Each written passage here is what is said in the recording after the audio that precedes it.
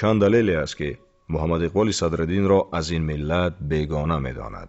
یکم، منسوبیت به دایره‌های تندگرا، افراطی و ضد ملی در خارج کشور.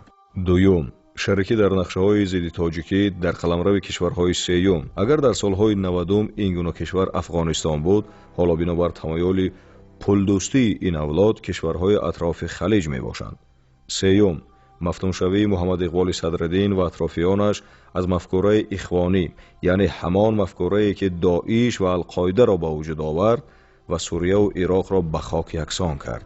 چهارم، منسوبیت محمد اقبال صدرالدین به این خاک و بوم باز از آن لحاظ مشکوک و خطرناک است که او چون ابراز دست خواجگان خارجی نشر مواد غرضناک ضد ملی را به زبان خارجی به راه مانده است و چون پایگاه ضد اطلاعاتی رقیبان منطقوی به مقابل دستاوردهای جمهوری دست دارد.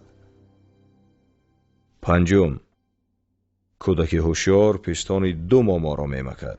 محمد اقبال صدرالدین این حالت را عملی میکند، ولی او فراموش کرده است که پنیر رایگان تنها در مشقپک است. به هر حرف و سخن جواب باید داد.